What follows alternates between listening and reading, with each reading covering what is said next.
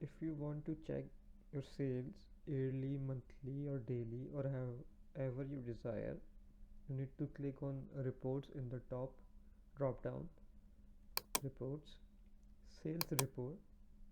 It will load the sales for today.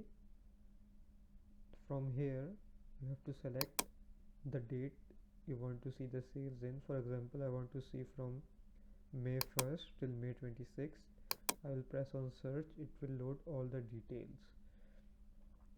now. But if I want to see yearly, I have to click over here, then select the year. For example, 2024 May 1st till 2025 May 26th, then press search. It will load all the details and show you the total sale value. You can see however you want to see, for example weekly, monthly, daily, or how many periods you want to see.